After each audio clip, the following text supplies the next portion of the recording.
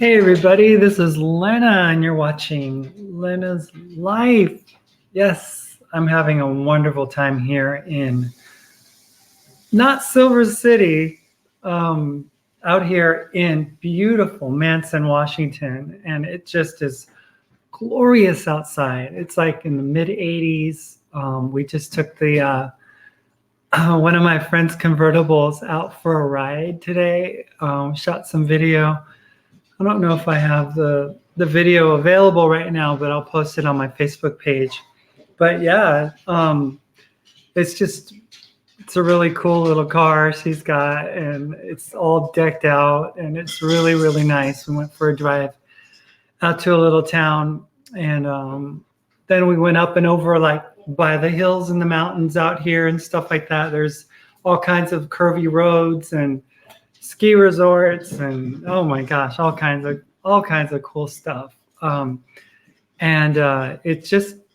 it's a paradise, literally. It's all I can say.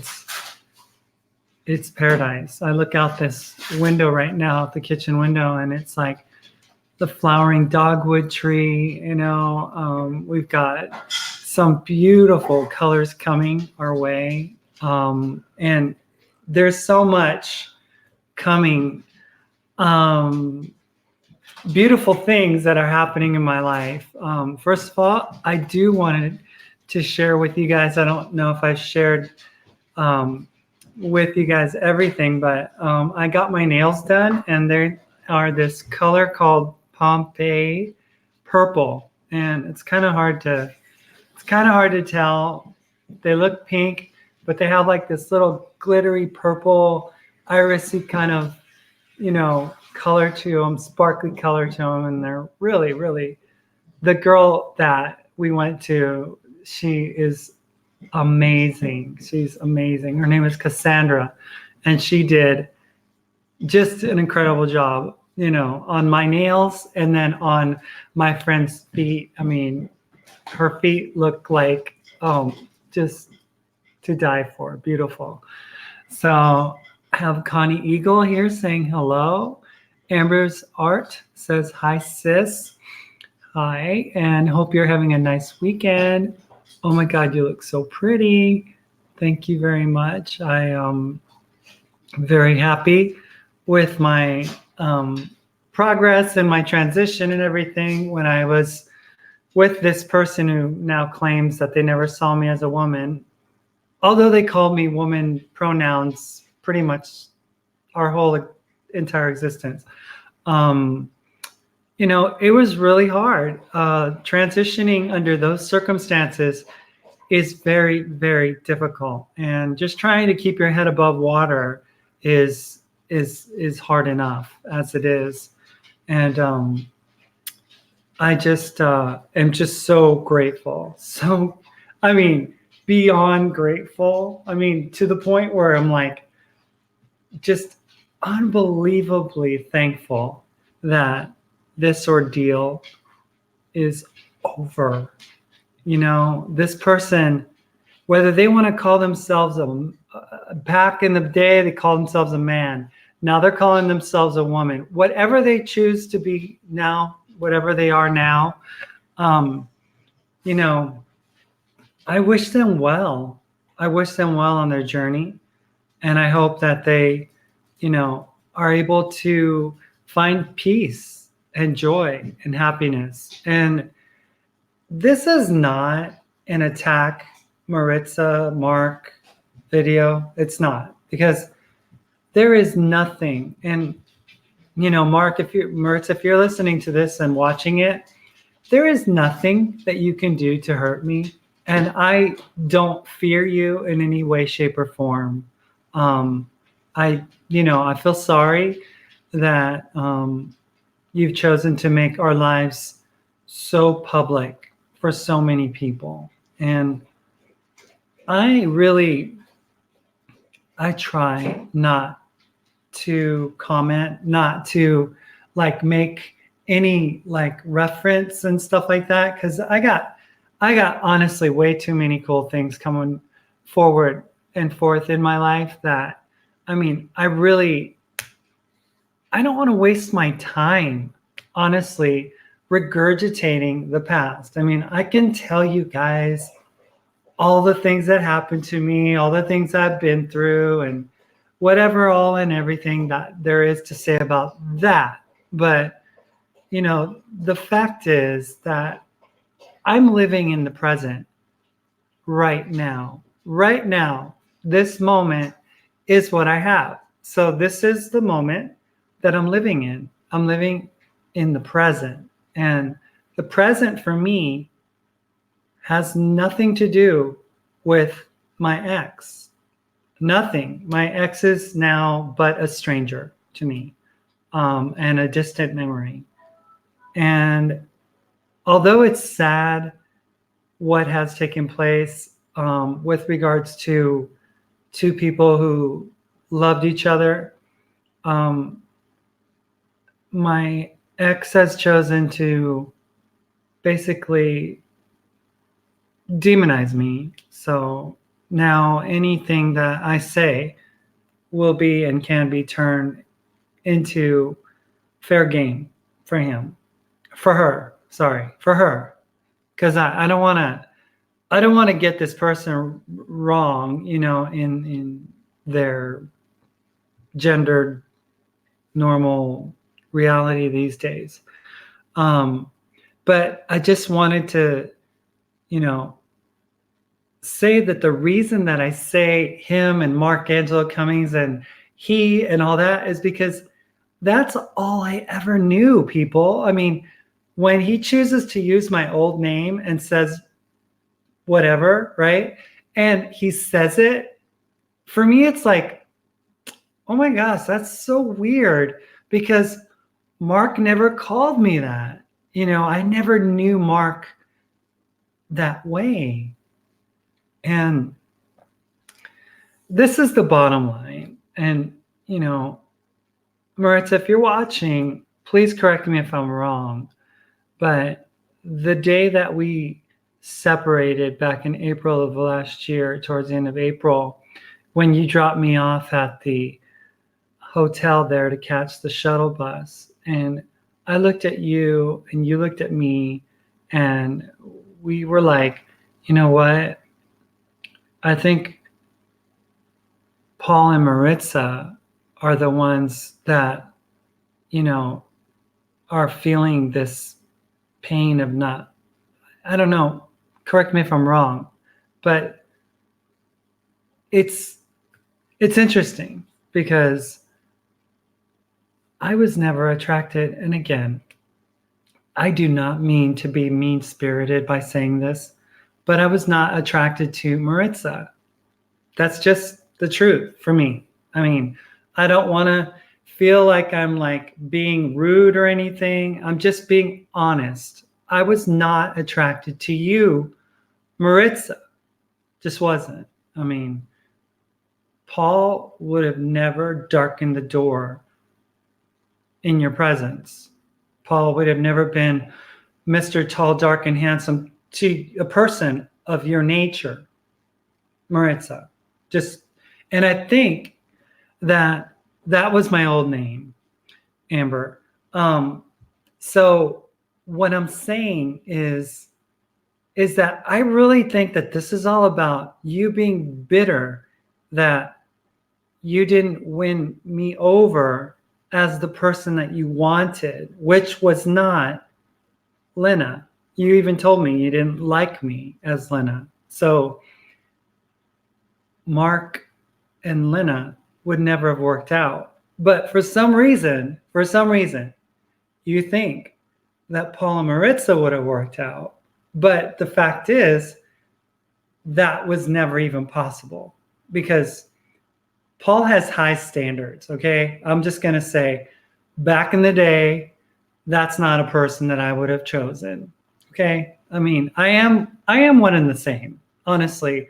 So for those of you who knew me as Paul in the past, you know that my nature is the same. I'm the same internal person, okay? Physically, I have changed. My look has definitely changed from then, but I'm still the same individual. I don't have another personality. I don't have some other like mode of being. I can't turn on and off like a switch. I don't have a split personality, a multiple personality, a secondary personality. I am who I am, and I've always been me. So that's kind of the nuts and bolts of it. And honestly, where Maritza finds pain, honestly, to me, is in knowing that she was never worthy of Paul. Paul would have never even have blinked an eye in the direction of Maritza. And that's not to be rude. It really isn't.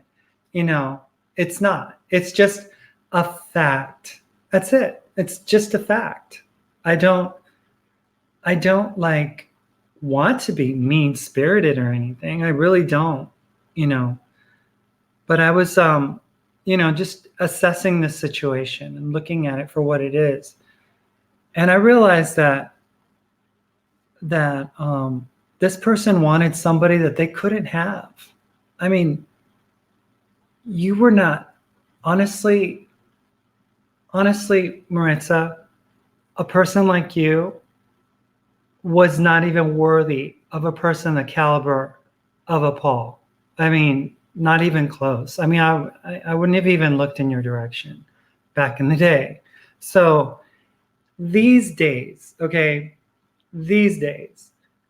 am not being delusional.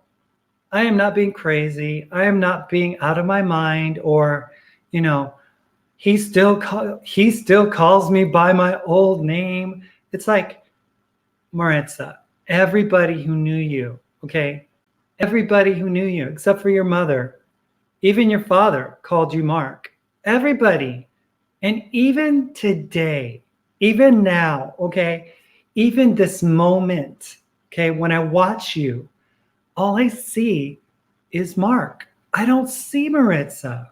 I mean, I see the anger of Maritza, but I hear Mark. I hear the animosity of Mark. I hear the vitriolic fighting and grasping at trying, how you used to do. You're like, how I can tear this person down. I'll go to their Facebook page. I'll look up their profile and I'll find out if they have, I'm going to psychoanalyze this person and find out their little weak spot, and that right there is called malignant behavior. That's like expecting and wanting to see the worst in people. That is wrong. And for as much as you want to call things evil and sin and the LGBT as being so, like sinful and evil, I mean, good people living honest lives who are not into porn like you were, who are not into pornography, like you were, who are not into like abusing people like you were, all that stuff. I mean, there are so many people in the community, and you know very well what I'm talking about. There's people like Tyler Connolly who married us. Oh, and now you say that our marriage was not legitimate because it wasn't done under the what? The grounds of our Christian belief and stuff.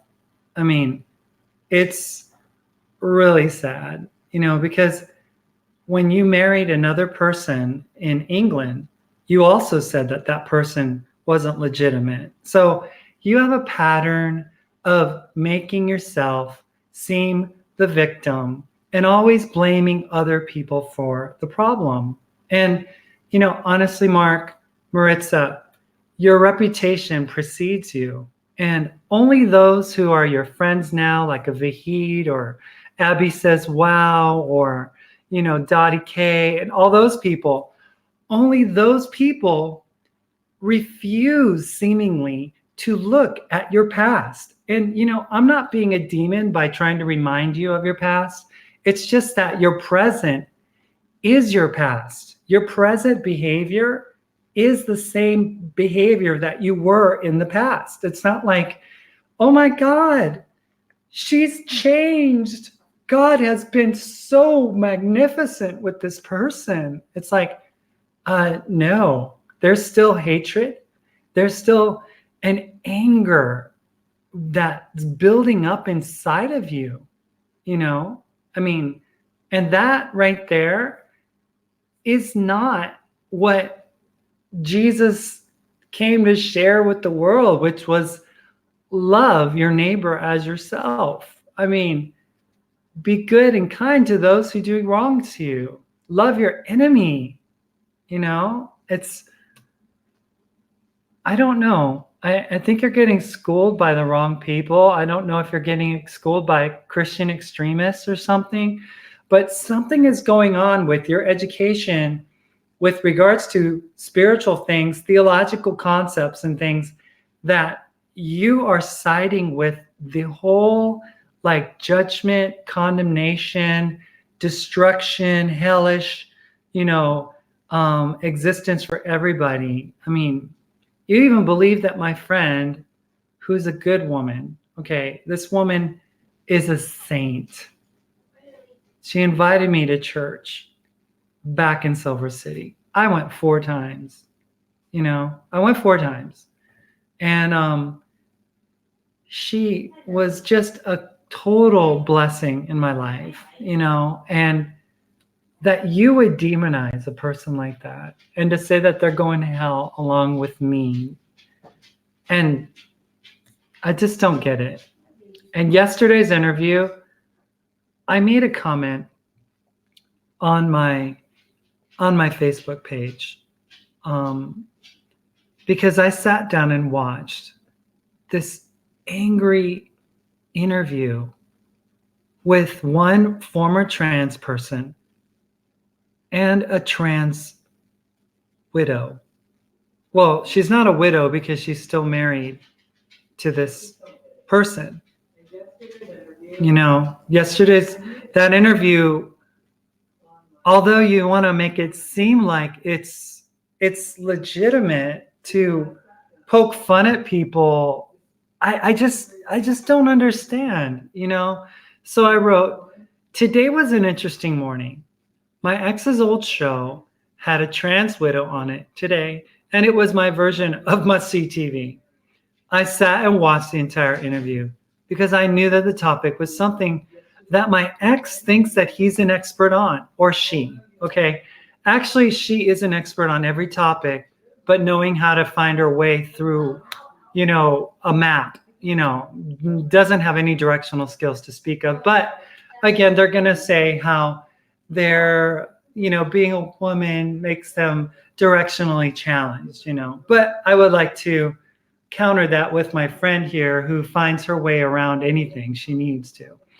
I watched as the 2 obviously hurt women spoke candidly about having a trans husband. The only problem with this scenario is that Mark and I met, and I say Mark because that's who I met, and we married as a transgender couple. Mark was very much a man, and he has no idea what this woman with a husband who is dealing with a transitioning husband is even dealing with.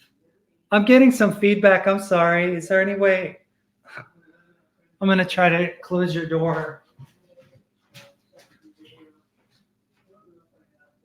I can't focus. So anyway, I was just like, wow. I mean, Mark and I had always wanted to interview a trans widow, and now they get a chance to, now she gets a chance to, and this is what takes place, I mean, it's like, this person's obviously angry at their spouse, but Mark was never a trans widow. I mean, Mark can play the interesting thing about Mark Maritza is that he could play the man card when it so worked for his advantage. And then easily in the same breath could slip into the woman card and play that card as well as some intersex person. So they are always in the right and never wrong. But one thing that I do know is that my ex-spouse has no clue of what it was like for my former ex-wife and mother of the children that, yes, I helped bring to this world. You don't know. You do not know what that feels like. You have no clue, no understanding. And if it was my ex who runs circles around you, I mean, as a person, as a human being, she is just an incredible human being. If she was talking to Abby says, wow, okay, if she was talking to her, I would like, that would be legitimate, because there's these two women, one's dealing with a presently struggling trans-identifying husband, who's cross-dressing and taking hormones, and the other, has had that experience. So I think that informational conversation would have been very beneficial. It would have been a very good conversation to be had. But when you have Mark Maritza trying to take this authority as this person, I closed the door because it was feeding back, sorry. And you get this person who's like absolutely not anything like Abby saying the same thing and like cattily laughing and just, gesturing and going, oh yeah, he was just like that. It's like, you don't get to do that, Maritza. You don't get that right because you were a man to me, okay? I don't mourn the disappearance of my husband just because I feel like it, because as a trans woman, I'm just, that much in my fantasy. No, not at all. I mourn because that is the role that you played in my life. That is the person that you were to me. That is the person who would rarely ever pronounce me by my old name. Only when we detransitioned did you ever even do that. But every time you always gave me so much like respect with regards to calling me nice pronouns and terms and things like that. And I didn't ask you to do it. It's just that that's how you did it. And you were kind, and that's what you did. Phoenix, I understand that you're trying to explain everything to me, but all that stuff with all the people eating other people and the Bible and let them die and sinners die, it's not doing anything for me at this moment in time. It just doesn't fit what I'm trying to express at this moment. Although I would love to look at it and learn more about it, it just comes across, for those that are like not understanding that kind of thing, it just comes across as strange to them, strange fire or something. Not to me, because I know who you are, but to them, it would come across that way. So I just wanted to continue and say, I don't know what expertise, wisdom my ex possesses in this topic. They claim to know trans women, and they claim to know everything about us. They claim to think that we're all rageful, lunatic crazies and stuff. And the more I distance myself from this person, from my ex, the more I see the the degree of sociopathic behavior and the narcissistic personality that I lived with in plain daylight. I mean, I just found it interesting that these two were talking about their exes, or one of them has a present husband who's still. Shadow, what are you doing? He's just like, he's doing really well, by the way. He's doing a lot of good things, as a dog.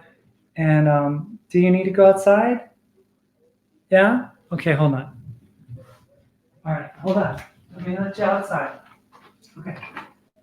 There you go. Go ahead. Go. So anyway, I basically, I see these people and I see the anger that is on them. I mean, they're like upset, and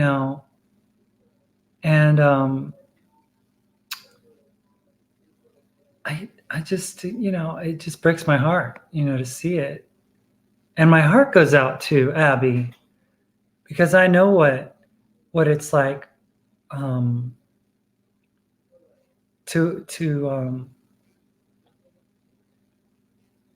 to be the person who causes so much destruction. I mean, I made a video back on Father's Day 2014, and it was devastating. It was very hard. I look back at those days. I look back at how things were handled, and to be honest with you, I tried as much as I could to have my ex work with me. I mean, I wasn't asking for much. I was just asking for her to allow the kids to work through the fact that we were getting divorced, not just the trans thing, but I remember my lawyer had asked,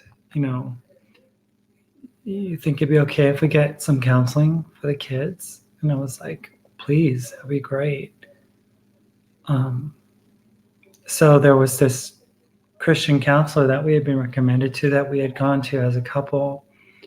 And he was a really good guy. He didn't know a ton about trans issues or anything, but he had like a horse ranch where kids would go there and visit, and they could heal from the effects of divorce in the family. And for whatever reason, people get divorced. There's so many different reasons.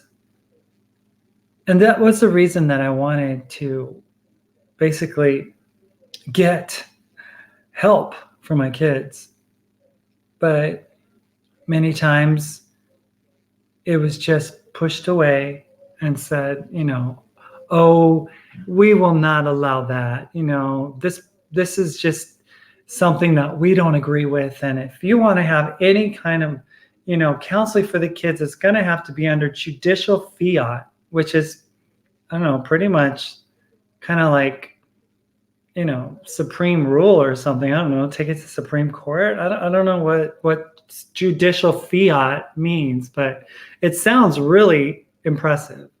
So whatever that word and term was, it was pretty, official. And I realized that there was not going to be any way that I was going to easily be able to connect with my kids from that point forward. And so I'm being told, I just pray that he would just wake up and go back to being the man and the family person, and, and let those kids and love on those kids and everything. And it's like, honestly, it's not that easy.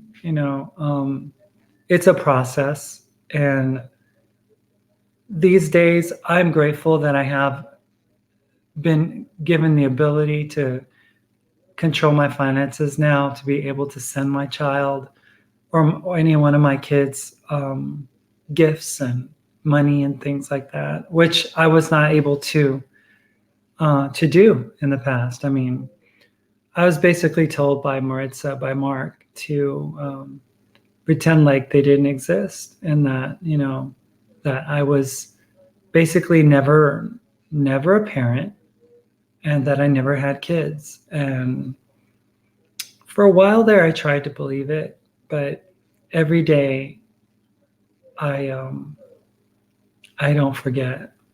I mean, I don't forget who my kids are. That's just like, it's so anti common sense for a parent. And regardless of how we may look or present or anything, we always have a heart for our kids. And I've always been a kind soul. And those of you who have ever known me know who I am. I think that my character, my personality, my life, I don't need to defend it because I've lived it. And those of you who know me, see me, with a wig, without a wig, presenting male, presenting female, whatever it is, however I came, however I was, I'm always the same person.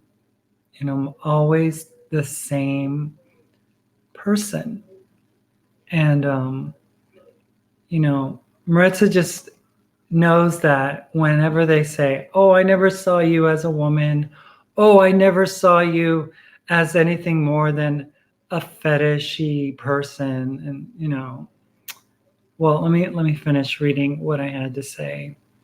And obviously it got Maritza all upset, but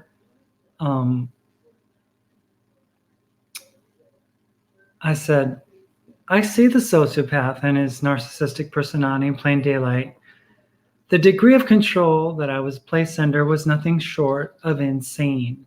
And those of you who know the story, know the videos, know my life. And those of you who don't, if she hasn't removed those pieces of evidence, you will see for yourself. But if you believe as they do, and you just see me as a person living in sin, and being in the wrong, and my ex as being the person who's like totally living for God and being changed by the Holy Spirit and everything, which I don't see, then you'll have your opinion. Mark was very much a man and has no idea what that woman who they were interviewing was even dealing with in dealing with a transitioning husband. Because, the role that Mark played was not as Maritza. The role that Mark played was not as a wife. I don't know, and I've been over this several times, but, this isn't about having sex, and two heterosexual people having sex the traditional way. I mean, because that was just never us. But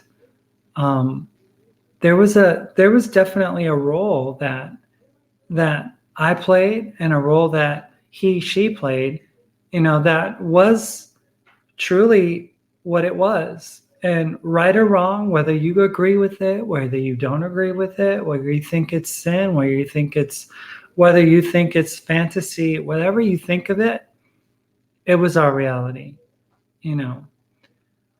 So I watched as my ex-spouse seemed to revel. I mean, they were like, if they could be swimming in a vat of chocolate, doing the breaststroke, they would be like totally into this, the concept of a trans widow, talking about all the things about trans, and how they're all so fetishistic and everything. So they thought that they made it sound like they were coming out of a similar situation. But again, there's nothing similar in the situation. Had it been my first ex, the mother of my kids, then that would have been a similar situation. But Mark, you and I were never that way. Just was never that way. Let my dog back in. Hold on. All right. You done? All right. Want to come? Oh, people haven't seen you. I have been told that this little guy is super cute. He's got some incredible markings. And he is just a cutie. I mean, he's got like these markings here. They're like gray or something. And he's got like these little, settle down, little guy. No, you can't have that. He likes chewing balls, the fur off of the ball. No, you can't have it. No, no, no, no, nope. I'm going to put it down. So, yeah, he's getting bigger. He's up to 8 pounds now. And the consensus is that he is a Doxy miniature pincher. So he's a mini Doxy mini pincher, Doxy, Dox pincher, something. Whoa, settle. But he is a dreamboat. He is learning finally to go poop and potty outside with the big boys. And yeah, his ears are quite spectacular. And that's what made me think he can't be a full-on Doxy. He's got these non-floppy ears. Don't Doxies have real floppy ears? So, but he loves to play. He's just a super playful puppy. We just got him his rabies shot and his other like last puppy shots. And I think we're gonna get him fixed because he's humping everything from here to Seattle. Yeah, he's a little turd ball sometimes. But we go walking and on the bicycle and everything, and he's just a trooper. He loves to play and he loves his new family. Don't bite. Don't bite. Don't bite. Okay? We don't bite. So yeah, he's a blessing. So I'm gonna put him down. And no, you can't have the ball. Nope. Nope. So yeah, but getting back to this. No, you can't have it. No, not gonna happen. Not on my watch. So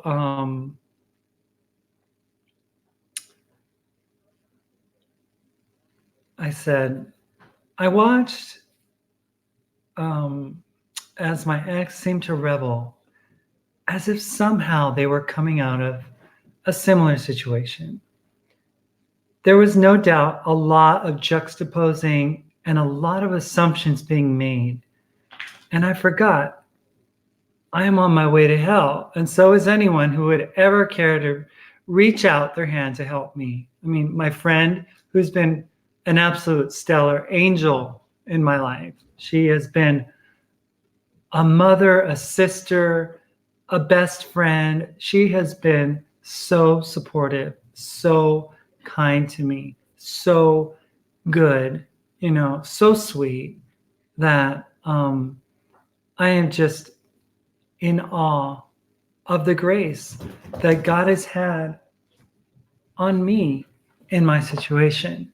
And ever since leaving, Mark Maritza back in Silver City, only good things have happened in my life. And, I just don't see that as being anything other than the goodness of God, and God's blessing and mercy on my life. So, I referenced a scripture, didn't put the reference of it, but I said, but Lord, when did we ever see you hungry? When did we ever see you sick? When did we ever see you in prison or even naked for that matter? And Jesus responded to them saying this, when you've done any good deed to the least of these, you've done it unto me. So I ask Maritza, I ask Maritza, and all of your friends, who is the least of these in these days? If you find yourself in a state of confusion, as I am sometimes, I want to recommend that you go watch the many faces of, oh, wait, I can't say that. I can't compare my ex to a person featured in the movie Sybil, filmed in the 70s. That was all about multiple personality disorder, which is what I believe my ex suffers from. I'm not a clinical psychologist, but I'm just saying. I'm just saying, sociopath, um, narcissistic, um, and multiple personality disorder, borderline, whatever they call it. Who is the least? Who is the least? That's my question. Who is the least? The things that were mentioned as being acceptable behavior to demonstrate in this interview were actually quite appalling. And this person who says that they love their husband was, and said, oh, sometimes, I needed this interview in order to laugh, because I've cried a lot and stuff. I'm just like, they're just putting down their spouse left and right, and just saying things that were just really appalling. And both of them were just kind of feeding off of each other. And basically, the guest at one point was in this tell-all tale of basically gossiping about their spouse, even like going so far as to mention that they're grateful that they pee sitting down because they don't know how to aim or something. And it's like, why is that information that anyone other than the spouse should know? I mean, it's really crude and disrespectful. And for me, if it had been my spouse at the time who decided to, get on some talk show or web show and say something about being a trans wife and stuff, and they mentioned me and they said all kinds of things about me, it would just make me want to run even further away. It would not be helpful. It would not be beneficial. And, at one point, Maritza looked at the camera and looked at this guy in the face, and saying, if you're listening, I just don't know how you go to sleep at night, knowing how you are.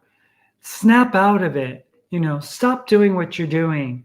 Make those changes, there's no functional this or that, the other in becoming trans. And, honestly, you don't even deserve to live. And I'm like, whoa, what's all this judgment from?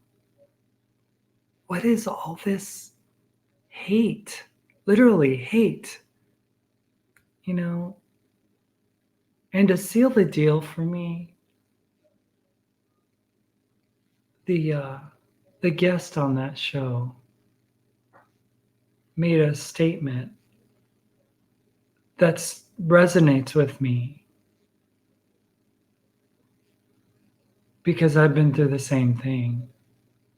And basically said, Maritza, I would rather have had my husband be dead. You heard right. They would rather wish their husband be dead than to have to deal with him wanting to become a woman. And that's exactly what took place in my life. I think that there are certain people in my past that saw my accident and wished that I would not have survived. They wished that I would have died on the mountain. And that to me, it hit home because I see this person saying that they would rather their spouse be dead and justifying it in their brain as if that's normal behavior. I mean, and they said, but please don't go kill yourself because we don't have enough life insurance to cover you. it's like, whoa. So what is this about? Is it about your reputation? Is it about your standing? Is it about your social status? Is it about you? Is there any place in your heart to feel a sense of any kind of compassion for a person like your ex, like your husband, who's struggling with gender identity issues? I just, why would this woman say such a thing? Why wishing that her husband be dead? And then Maritza went on to say that she was living with a liar, me, with a caricature, me. And then and I just like I wrote, I'm just me. And I'm trying to live my life as truthfully as I can. And I went on to say, these two have zero compassion. And it was like they were just feeding off of each other's negativity. And basically, you'll know them by their fruit. And wow, what a destructive force to reckon with are these two angry women. Just because it's like Maritza actually thinks that she can feel what this woman is feeling and deal with what this person is dealing with. Because they feel like they loved me as a woman and that, that's all they ever saw me as. And so Maritza writes in her later post on Facebook, you have to laugh at these woman wannabes. To think I lived and was married to him. He continues to call me Mark. I call you Mark, Maritza, because that's the person that I saw. And that's the person that I continue to see. Although a not very becoming version of it. He can't let go of the delusion. Ladies and gents, trans people really need help. Yes, many people, Maritza, do need help. But if there's anybody who needs help more than anyone else, and I'm sure there's many people who would agree with me, that would be you, Maritza. You need help. You need help from your abusive past, from your abusive nature, from your sexual prowess, from your indecency.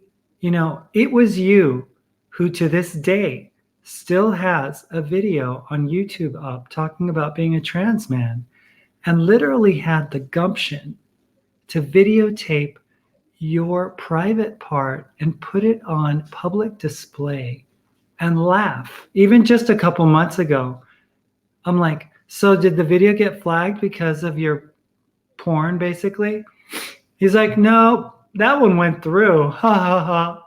It's like, there is a graphic image of this person and their private part. Who does that?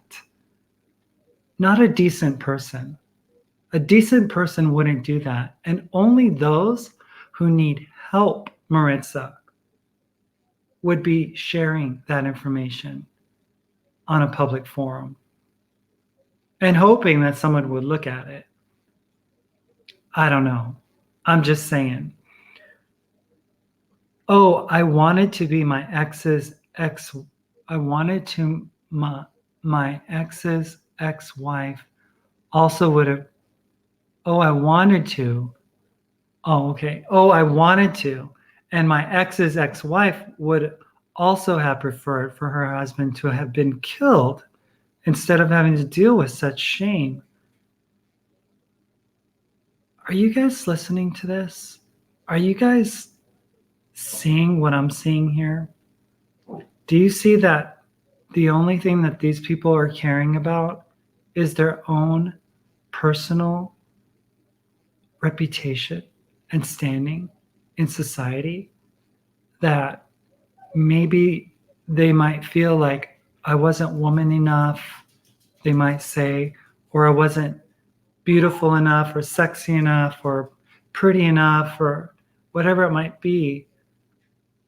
But with trans identifying people struggling in a marriage and wanting to transition, it's not easy. And it's definitely not about the spouse. It's not about her look. It's not about her person. It's not about anything with regards to them. And then he says that my ex, the mother of my children, would have rather seen me killed instead of having to deal with the shame. Note how he refers to that on his comment as horrible. Well, I don't know. Do any of you find that comment being horrible? I honestly, is there anything that would be redeeming and wonderful about that comment? Am I out of my mind for thinking that saying that they wish somebody were dead is literally anything but evil? I mean, what do you guys think? Honestly, I'm all ears. I would never wish death on anybody. And would it matter in any circumstance? In any circumstance. So, right, what? I mean, this is the behavior that I just didn't see coming. I knew and know my ex can't ever stop watching my channel or sneaking views on my FB page. They are nothing without the storyline they continue to express. See, I don't say and comment on things just because I feel like I'm nothing. I know I have value. I know that I'm worth a lot, although I've been made to feel like I wasn't, he writes, I've never been a man. I've always been a woman, mind you, a confused one, due to the sexual abuse and the abusive alcoholic father I had. And Mark, here's the thing, Maritza. When are you going to stop passing the buck for your behavior? I mean, there's a place and a time to be blaming other people, but there's also a time to be accountable for your actions. No one made you do what you did. No one made you go under the knife and have a hysterectomy and a mastectomy at the same time. That was your decision. No one abused you to the point where you had to abuse others. That wasn't a decision that others had to make for you. You consciously made that decision yourself. Your alcoholic father, there are many kids with alcoholic parents who don't blame them for everything. Your abusive and controlling mother, you don't have the right to blame your mom for making you the way you were. It was your choice. It was your decision. It was your idea. Stop passing the buck. Stop blaming other people. And then he says, you, on the other hand, were so spoiled as a child, and your mother gave you everything. P, so you have no excuse except fetishism. Well,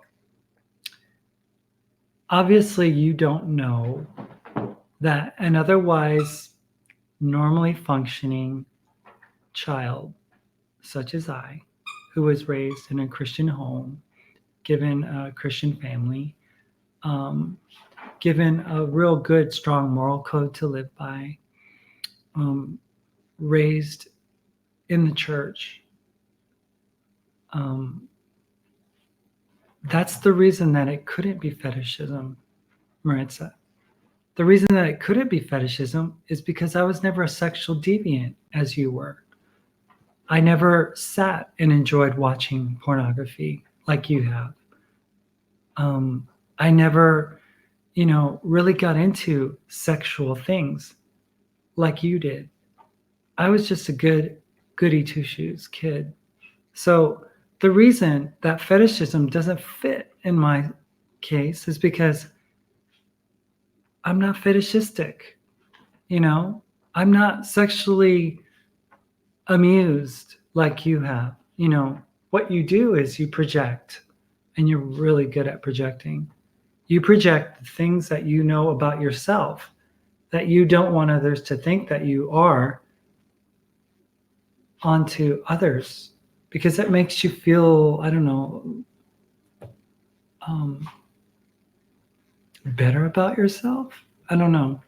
But fetishism is not something that I struggled with. I had no fetishistic anything. Um, I knew about trans issues when I was 5 years old. You know, I knew the fact that I wasn't comfortable in the gender that I was given to be. You know, I knew that. No one had to explain that to me. I didn't watch some porn magazine to find that out. I just knew that. So says all of a sudden his wig wearing days are over now because I have to wear wigs due to what testosterone has done to me. Now, the only reason I said what I said about the wigs is you know very well how much crap you gave me about wearing wigs. And yes, I have one on now, but any person who likes wearing them has the ability and right to wear whatever they feel like wearing on the top of their head. It's their head. You don't have any right to tell them what to wear.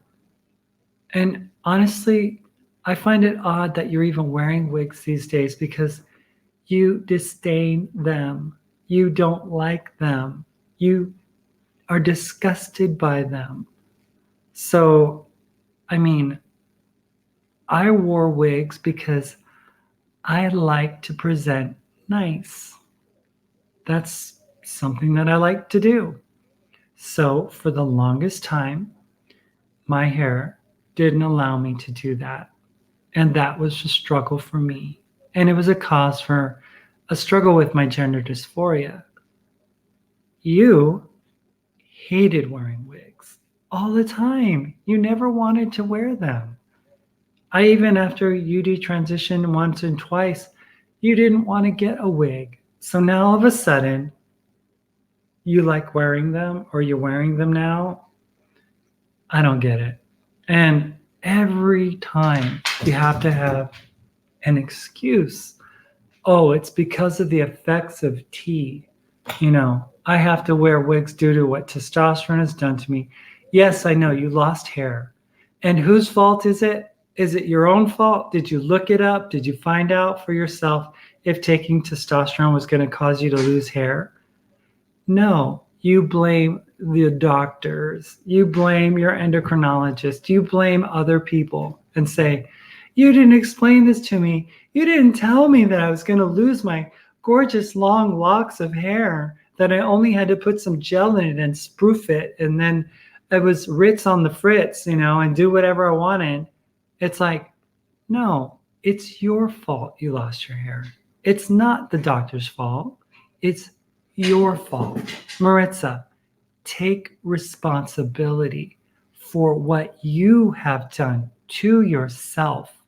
Don't blame mommy, daddy, your abuser, your spouses, your friends, the trans community. Blame yourself. To be honest, I committed. So I said, this man claims in his own words, for those that get some kind of thrill talking about trannies and their obsessive and fetishistic need to wear wigs, I want to reference them to this picture of me sans wig.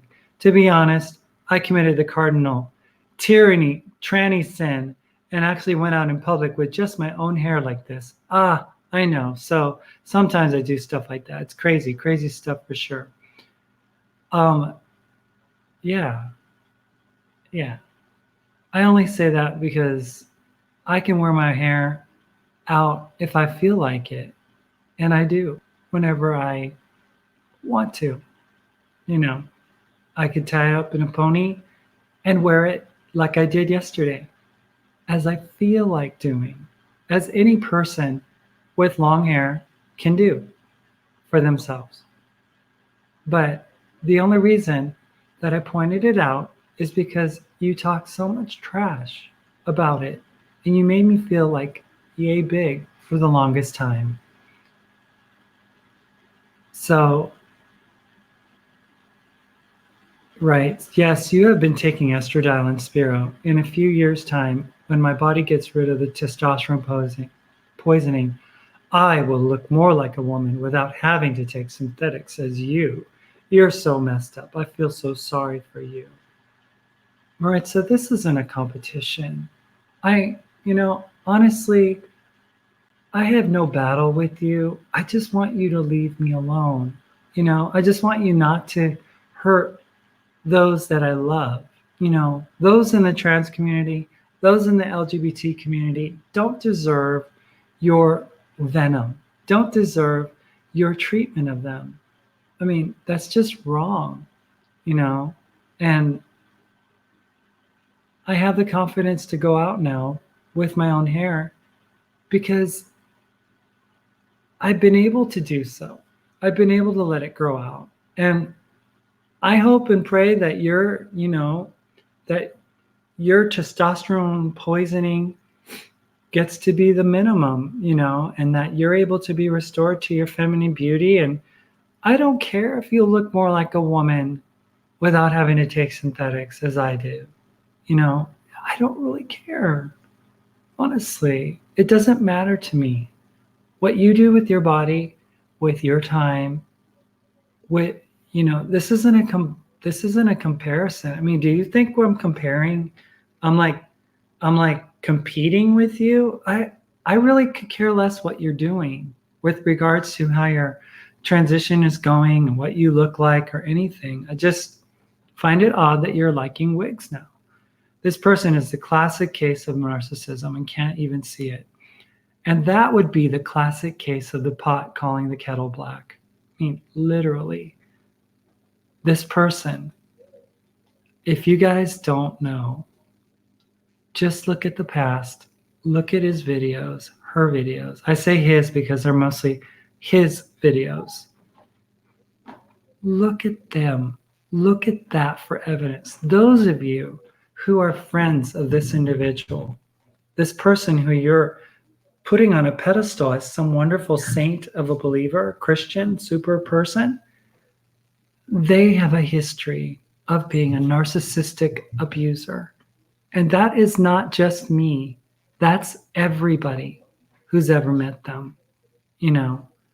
They claim I am. Yes, of course they would. Why would they not? I only claim because that's what I see.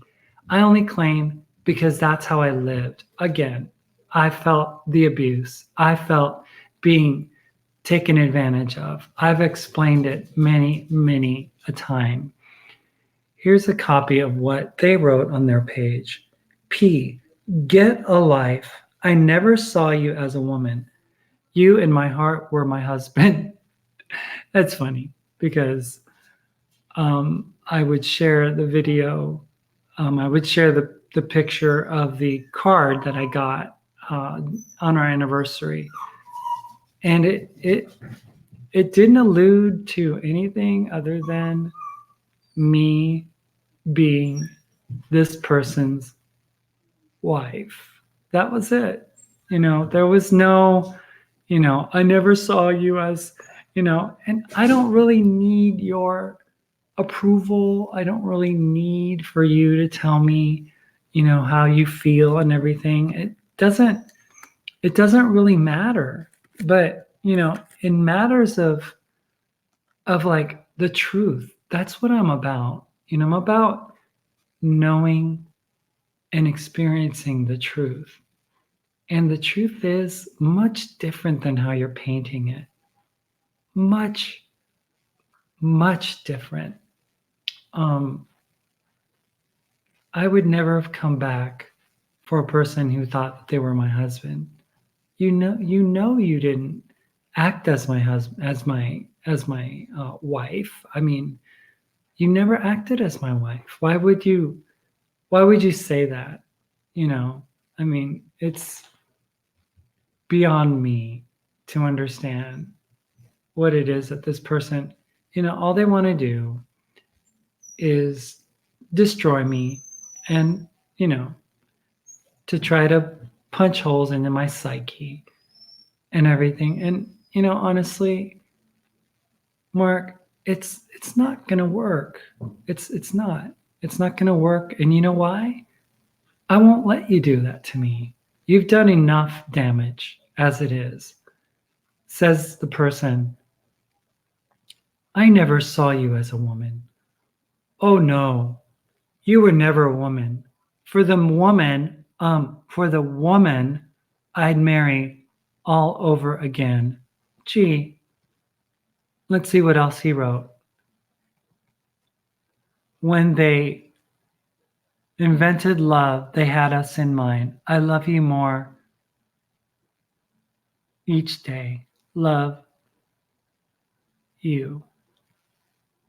I mean, this person is lying. Is lying. I mean, how can you have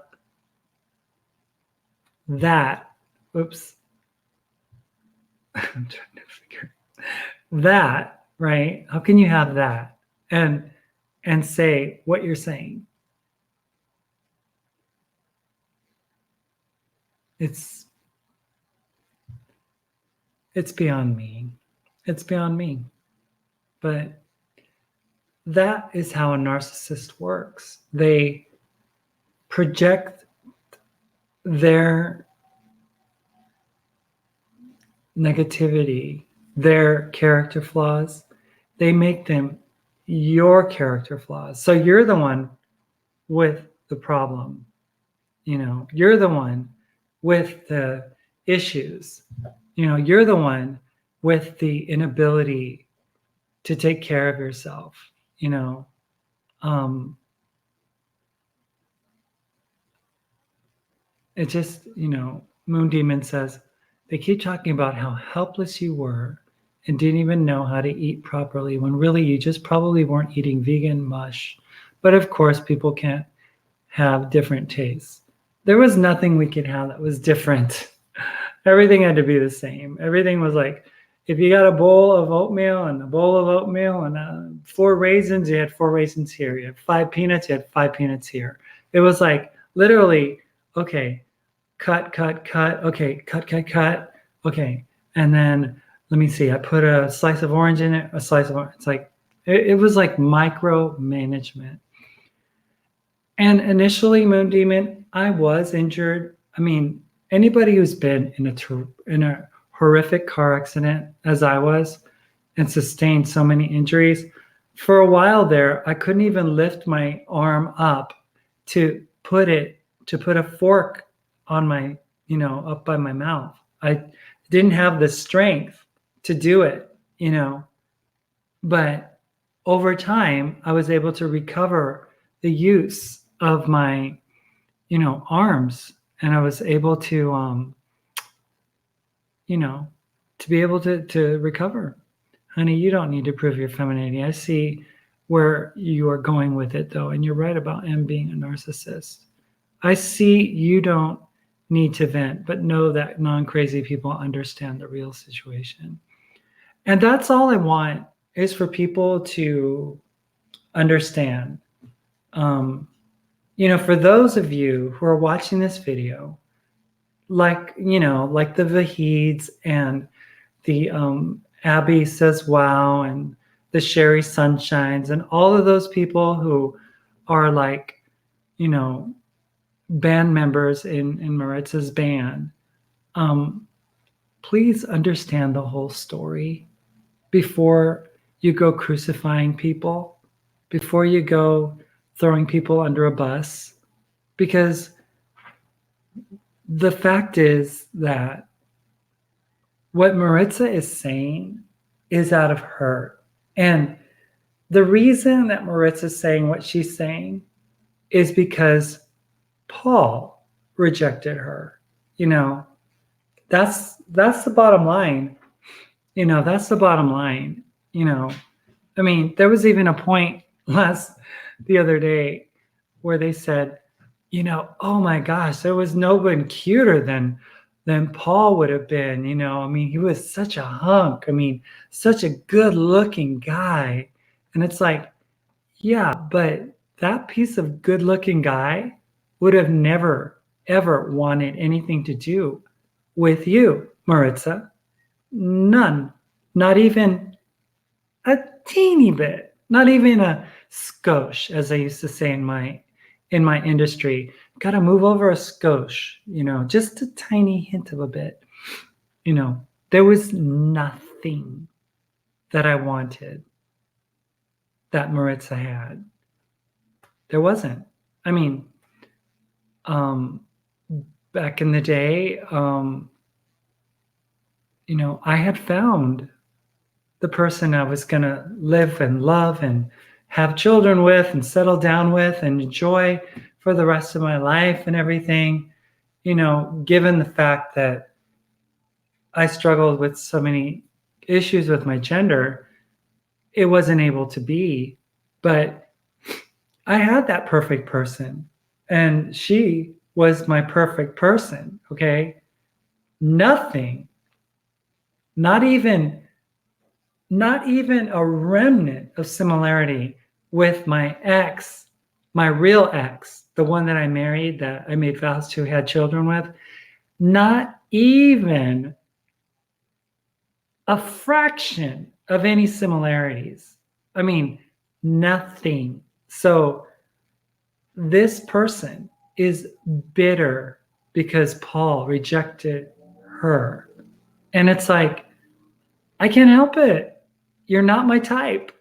You know, you never were and you never will be. So for me, I was not attracted to you. And so I know it sounds cheesy, but you were never my wife. I don't know where you get off thinking that I was ever your husband. You never treated me as your husband, as if I was your husband. You never spoke to me as you were as my husband. I mean, there is nothing, not even a hint, not even the tiniest bit of femininity that I saw in you. You were my man. You were my knight in shining armor. You were Rico Suave. You were, hey baby, how you doing? You look so good. And all those 480 screen grabs that I shared with people a month ago, sharing how you were just luring me in to your den of love and wanting me to be a part of your life as your girlfriend. Okay, not as a man, not as, you know, anything, not as your boyfriend, but as your girlfriend. You know, I mean, you can't take it back, Maritza. You can't take it back.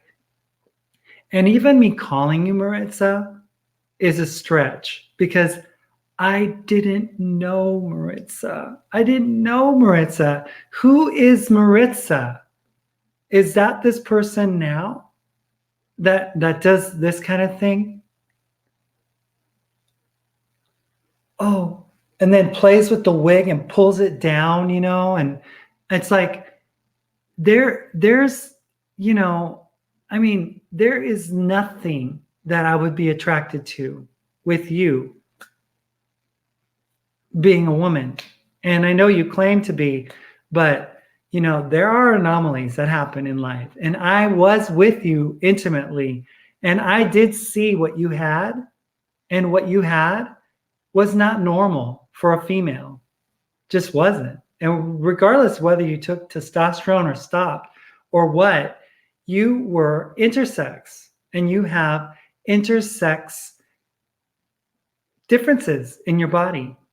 That's just who you are, you know, whether you want to face the facts of that, the fact that you have a low voice that doesn't sound like a woman, the fact that you have a micro penis that very much looks like a penis to me and to anybody else who would have seen it on your video that you shared with the world, they would know and they would sense that you were different. And that's beautiful. I loved that, but, just throwing yourself back into the world of womanhood and claiming to have been my wife who wanted her husband back. It's like, really? Seriously? Really? Who are you fooling, Maritza? Who are you fooling? Do you think that nobody's onto your game? Do you think that nobody sees your acting? Do you think that nobody sees, like when Abby prayed the other day, you're like, yes, Father. Yes, Father. Oh, yes, Father. Do this, Father. I mean, it was like repetitive, almost like bad acting, Maritza, just bad acting. It's like you're playing into the hands of Christians and stuff because you know that Christians are going to give you what you need and give you what you want, which is notoriety, which is fame, which is a place to battle from, issues to battle against, and a little army to feed your ego. That's it. I mean, if you wanted to change, you want to let the Father change you and everything, why don't you go into a wilderness of time, separate yourself from all this social media nonsense, stop anointing yourself as the next Joan of Arc of religious Christianity, stop telling people that you're going to wipe out the trans community, just you and your little army of 10 people. Stop doing that and go find God. If that's who you want to find, go find God. God only wants your obedience, and that is to love others. That's it. He doesn't ask you to go battle for him. He doesn't need you to be his bully, to be his big brother. God doesn't need you to be his big brother or his big sister. It's like, where are these people who are saying things about me? I need to go fight against them. It's like, no, you don't need to do that. You don't need to. Just go and get along with God and learn to be humble. Learn to have compassion. Learn to speak out of love. Learn to give to others the way, do to others the things that you would want done to you. There's a golden rule, and it's a way to live by, and it's do unto others as you would have them do unto you. That's what you want to do. That's the goal, is to not like demonize everybody. Love people, love God, love yourself.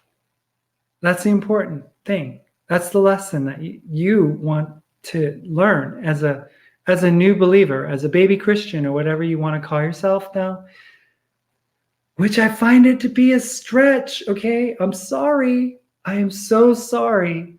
But this person who said, the mountain is alive, Lynna, you need to come and touch the mountain. Oh, wait, let me touch you and feel the energy in my hands. Did you feel that electric shock? I mean, you were all about spiritualism up until just recently. That's why it makes me really question your conversion at all, I mean, you make it seem to be so like transformative, but yet when it comes to what people would see that would be transformative in your life, there's no evidence of it. It's like if you were angry at a certain group of people, now you've just taken your focus and shifted it over to another group. But See, your aim is still in the direction of somebody. Put the weapon down. Just stop battling. Stop fighting. Stop demonizing people. You know, it's just not right. It's just not right. It's wrong behavior. And I don't know who's giving you the license to do all this stuff, but whatever they're saying, I mean, it's dangerous. You just had your friend right now. I saw he's protesting at a Planned Parenthood. I mean, now it's become like Christian extremism, Christian jihadism or something. It's like, what in the world are you people? You guys gonna go like shoot trans people or something and call it in the name of God? You're gonna go hang out with that pastor in Arizona who wants to kill all gays? I mean, who are you to think that you have the power to do this? Do you not think that there's people that are gonna want to stop you from doing it? I mean, I'm not a violent person, but there are people out there that would not want you to do what you're doing. It's just, it's crazy. It's crazy. To borrow your words, because you say that a lot, it's crazy. Oh my gosh, it's crazy. Yes. And, I just don't understand. And please explain it to me. Explain it to me. I would really like to know. I really would. Why you're doing what you're doing. What's your end goal? Is it to get people to feel awful about themselves? Because did you realize, Maritza, that the words that you're using, the terminology that you're using, the hateful rhetoric that you're speaking, it is damaging. And you're risking the life of a fragile individual, a person who might be struggling with their gender, might be having issues with their family, might be struggling with their own ability to cope with what's happening in their lives. And regardless of what the cause is or what the reason is, that your words could push them right over the precipice into darkness and into a demented state where they would want to take themselves out of this world. Is that your goal? Is that what you want people to? Is that what you want people to have to succumb to? Is destroying people that much?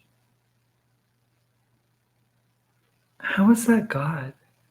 Maritza, how is that God? The God that I know never once turned his face against me. Never once looked at me and said, "Oh no, I will reject you."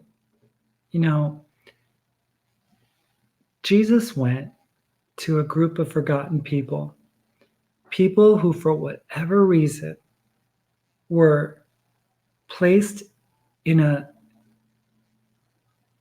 quarantine state outside of the city walls. These people were known as lepers. Many of them, though, did not even have leprosy, but the ruling elite and the Pharisees and religious leaders of that day, if perchance, say, a family's, brother, a family, the husband didn't give enough sacrifices or the right kind or pay enough, they would come up with this false charge and they would label it as leprosy. And they would say, "You have been cast out of the city gates. Go to the lepers colony." And you know who Jesus went to? who Jesus said, I don't care if they have leprosy. I don't care if they are going to give me some contagious disease that's going to cause my skin to fall off. That's what leprosy does. I'm going to go to them and I'm going to reach out to them. Jesus did that. He did that. He didn't care. And, you know, my hat goes off to those in the Christian community who are finding in their heart compassion for a group of people these days known as the LGBT, who have basically been cast out of the city gates, especially by the religious, like your friends who are just laughing and making fun of those in the LGBT. They are going into that area and they're not afraid to get into contact with, make friends with, have fellowship with, and to love on the people that you call demonic, that you call evil. And let me give you a little lesson in New Testament truth. The only people that Jesus ever saw as really demonic were those called the Pharisees, the Sadducees, the religious leaders of the day, the people who said that they worshiped God, but they worshiped themselves, the people who said that they kept the Sabbath, but only kept it because they wanted to see other people fall.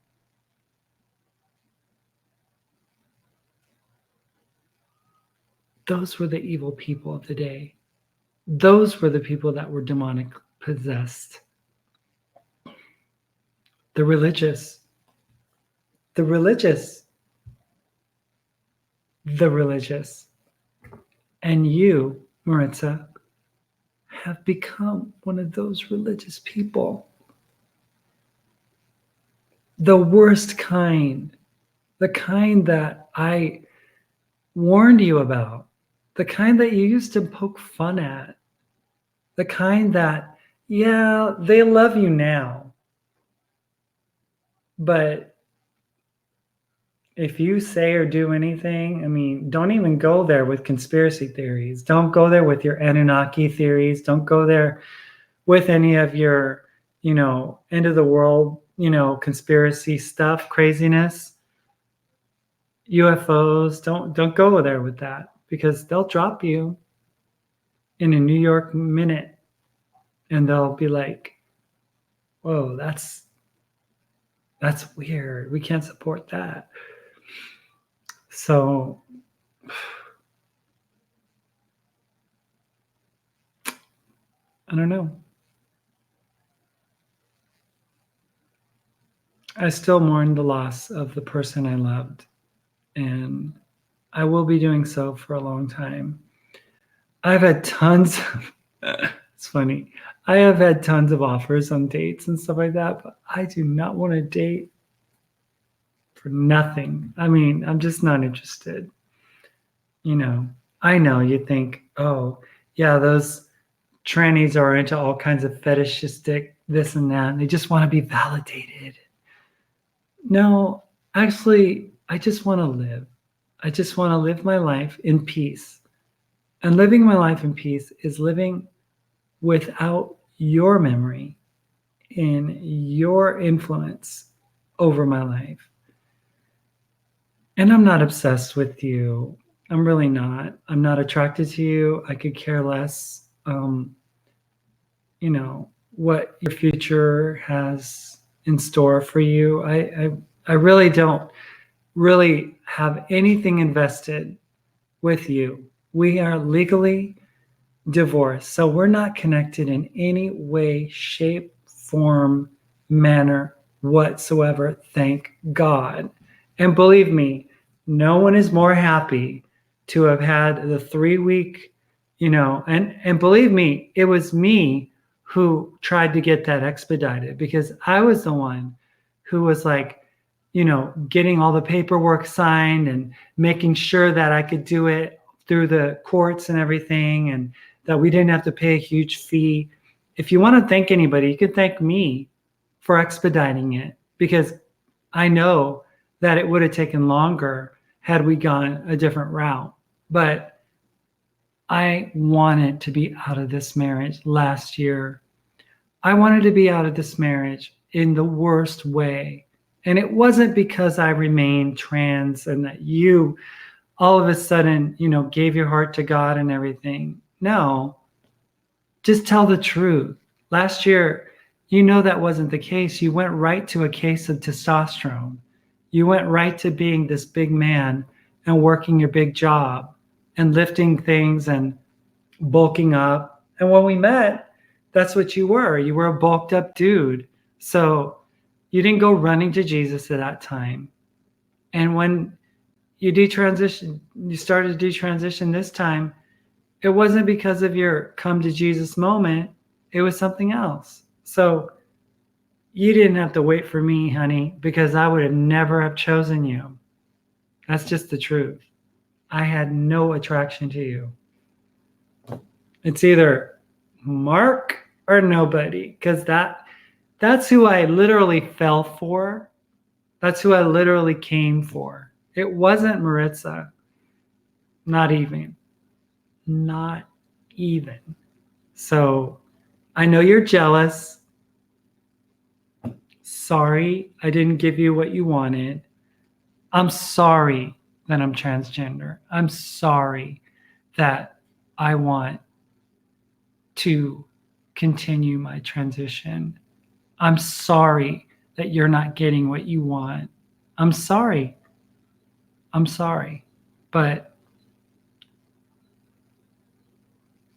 you are not worthy of a person the caliber of me. Just not. Just not. And I'm going to continue my transition. I'm going to live my life. I'm in contact with some of my kids. So you could say what you want, talk about abandoning and running away and all that. You could say whatever you want. But the fact is that things are much different from the person who actually is experiencing life, the person who actually has the children, So wanted to fill everybody in. On Monday, I go see I call her my trans mom. She's a wonderful older woman who was a person that I got to meet over Facebook back in 2014. And she's just a doll. She's a wonderful, wonderful woman. And I've always wanted to meet her. Been a person that I always looked up to as an older trans person who transitioned, had the surgery back in like the late 70s, I think it was. And I'm just so elated that I get to meet her finally. And then the next day at 3 p.m, I go for my breast augmentation consultation. It'll be the second time that I've done it. First was Dr. Tholen in Minneapolis in November 2014. And now I'm going to go again, and I'll be able to find out more information. And I think surgery will be then from 2 to 3 months from the initial consultation. So as early as July and as late as August, and maybe earlier, I don't know. But I'm really looking forward to this procedure, which is going to give me fullness up above, like I've always wanted, and just that ability just to lose some of the dysphoria around, not being able to have development happen here like I've wanted.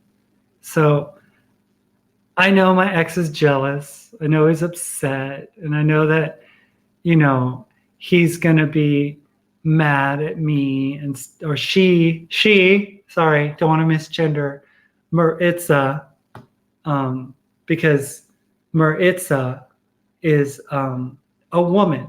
Okay. She's a woman. So although I didn't meet a woman, although I didn't live with a woman, I will acknowledge Maritza as a woman, because that's what she is, right? So anyway, I am just beside myself. I mean, my friend was like, Lynna, do you want to go shopping for a new bikini and stuff? I'm like, are you kidding me? She's like, yeah, I've got like 50% off on the store. And I'm like, oh. I go, do you have a measuring tape? She goes, oh, we'll have to go buy one. And she's all excited for me. I know I'll be loved again. I've never had a problem feeling like I won't be loved again. It's just making sure that the next guy that I meet and get into a relationship with is not a narcissist, because I don't want that. I don't want that in my life. I don't want narcissistic people in my life. I want good people. I want thoughtful people. I want people who actually will give me flowers at Valentine's Day, actually give me a card on Valentine's Day, will actually give me a gift for my birthday. People like that who are thoughtful, not whatever it is that I had before, which was a real disappointment. And knowing that I married a woman when I did not want to marry a woman is like the greatest slap in the face.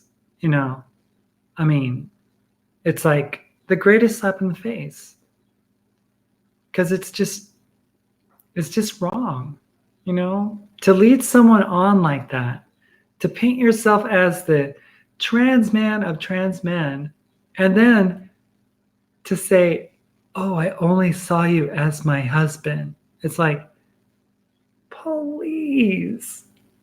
Oh, I know the aura of a woman, and you, my dear, you don't have it. It's like, I'm like, okay. I go through life. People are nice to me. And you're telling me that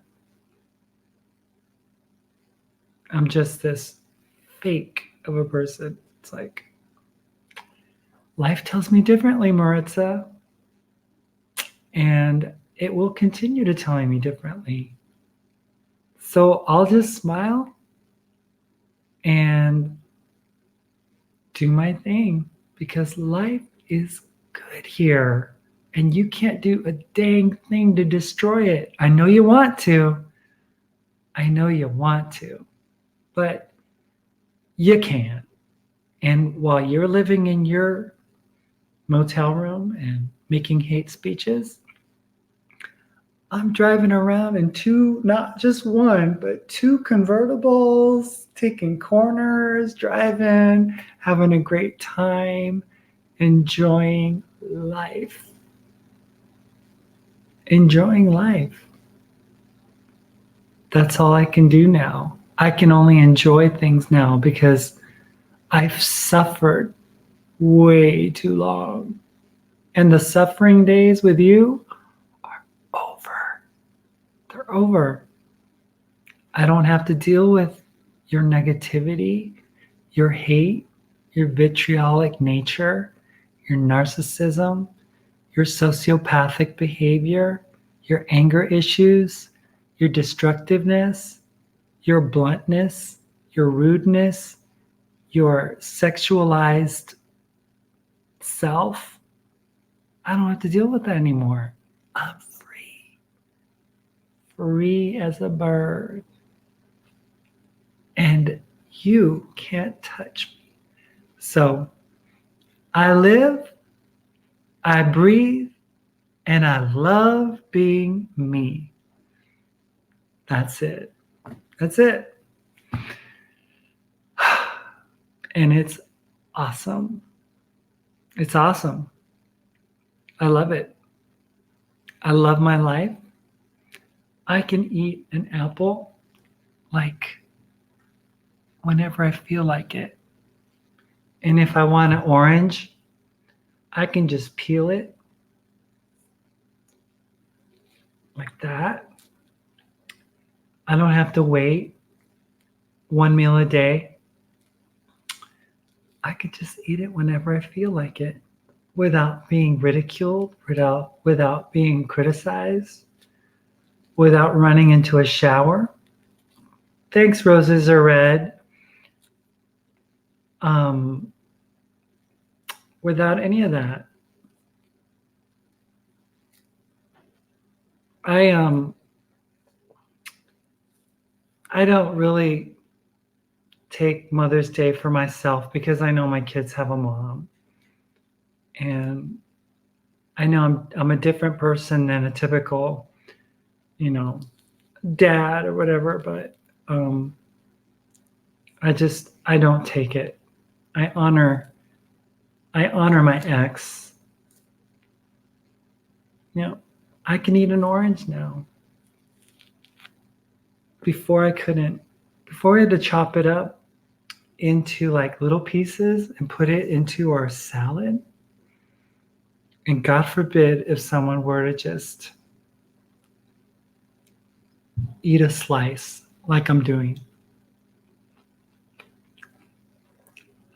There goes a whole week of cut up orange in that one slice. There was a while where I really craved an orange or a tangerine or a tangelo or a miniola or whatever they are, clementine. And I just couldn't eat it. But now,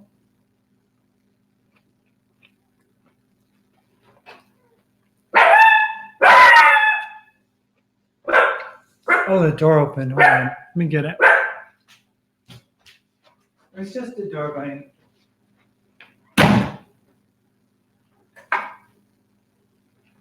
It's just the door.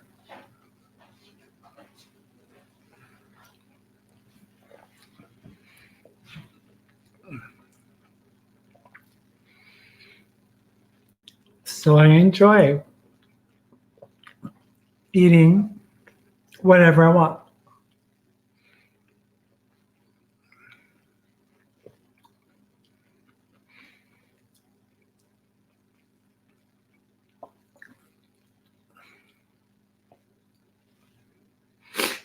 Is this must-see TV or what?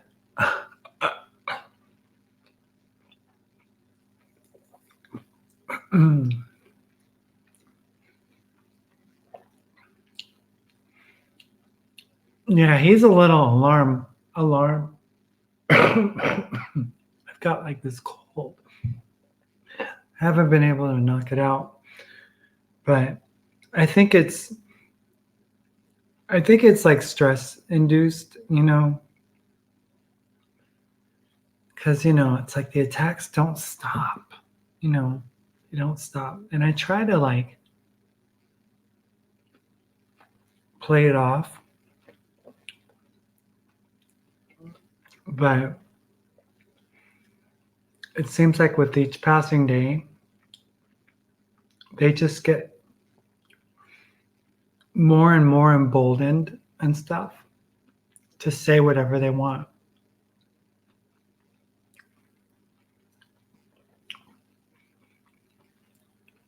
Oh yeah, he's my little guy.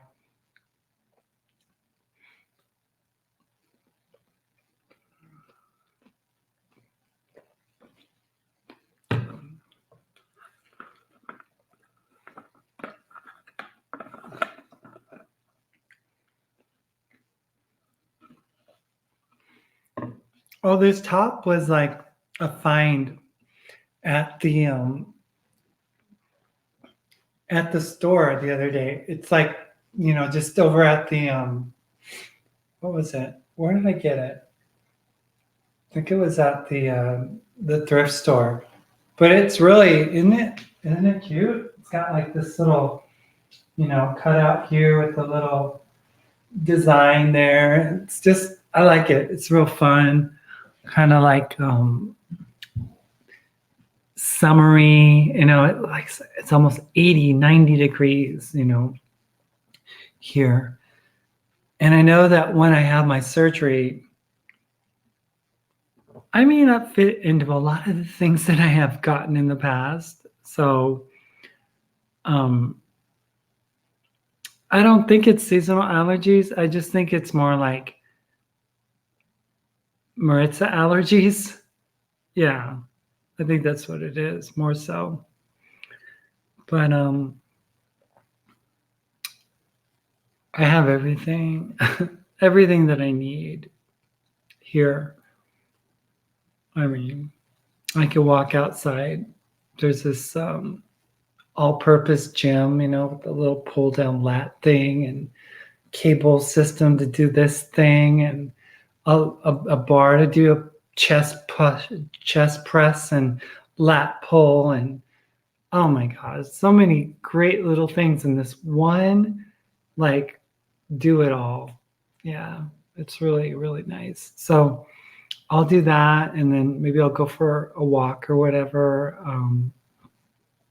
Feel very safe here. It's gated, it's private, and I want to honor my friend and kind of just keep the place pretty anonymous and not share too much about it, because I tend to say too many things, and then before you know it, people know where I live, and then so I'm gonna just keep that to myself and respect her privacy and everything.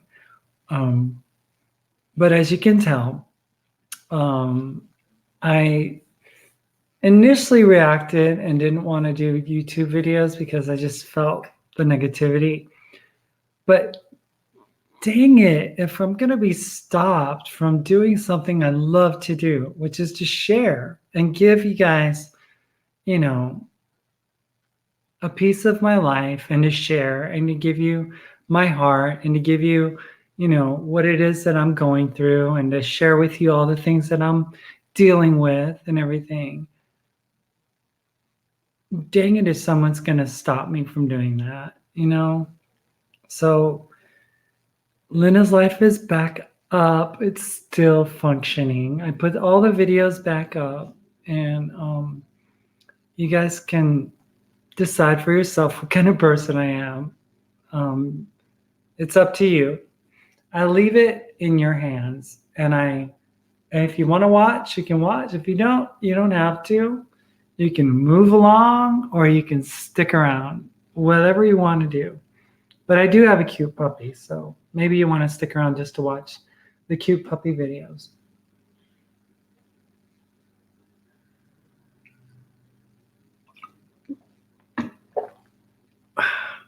So that being said, I'll see you guys. Hey, Banjo. See you guys. Bye.